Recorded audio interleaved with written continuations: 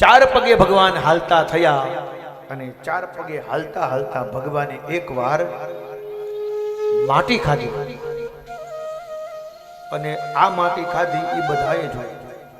એકદા ક્રિયમાનસ્તે રામાદ્યાગોપધારકા કૃષ્ણે મૃદમ ભક્ષિતવાન નીતિ માત્રેણ વ્યન્યત. કૃષ્ણે મૃદમ ભક્ષિતવાન, કૃષ્ણે મૃદમ માટી ખાધી. જ્યાં માટી ખાધી બધાએ ચાડી કરી. કનૈયાએ માટી ખાધી. કનૈયાએ ગોપીઓ તરત યશોદા પાસે દોડી, યશોદા તારો લાલો માટી ખાય છે. અને યશોદા આવ્યા, કાના તુને માટી ખાઈ? લાલો કે માટી તો ખાધી છે. હવે ના પાડી, હા પાડી તો માં મારશે અને માર ખાવો નથી. એટલે કનૈયાએ તરત ના પાડી. ના, કોને કીધું માટી ખાઈ? રે મૈયા તું ભાઈ બાવરી, મેં નહીં માટી ખાઈ. તને કોણે કીધું આ મેં માટી ખાધી?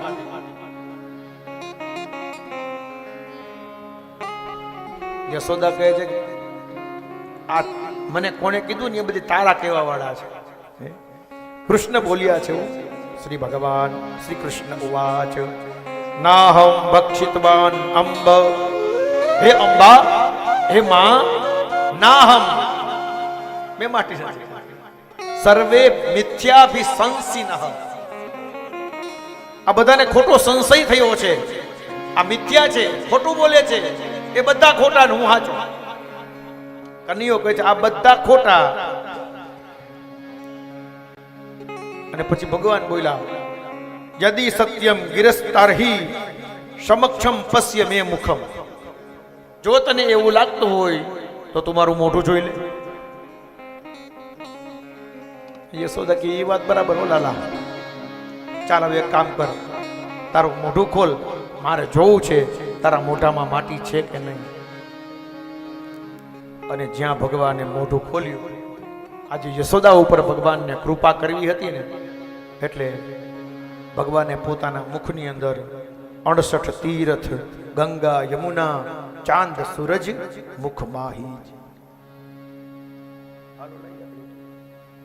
68 તીર્થ ગંગા યમુના ચાંદ સૂરજ મુખ માહી જી.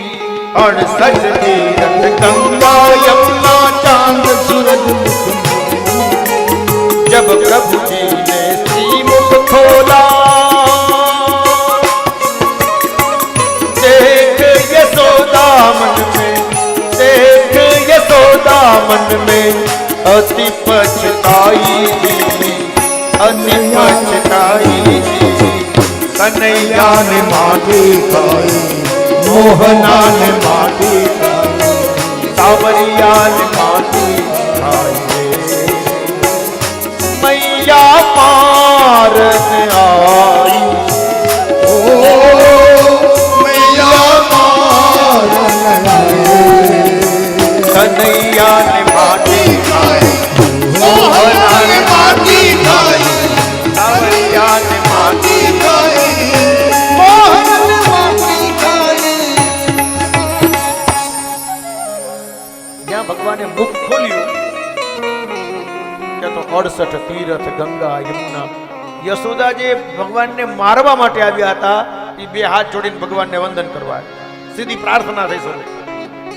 અરે પ્રભુ, હું તમને મારો પુત્ર સમજ્યો, તમે તો ભગવાન છો. કનૈયાએ વિચાર કર્યો કે હજી તો મા પાસે ઘણી બધી લીલા કરવાની છે અને આ તો મારી પૂજા કરવા માંડ્યા. ભગવાને સ્વજન મોહિની માયાનો પ્રયોગ કર્યો. યશોદા બધું ભૂલી ગઈ. હું શું કરવા આવી હતી એ પણ યશોદા ભૂલી ગયા. કનૈયો કહે છે કે માં, તું મને મારવા માટે આવી હતી, મેં માટી ખાધી હતી. કનૈયા, તુને માટી ખાઈ? ત્યારે ભગવાન બોલા આ કઈ માટી છે? આ વ્રજરજ છે.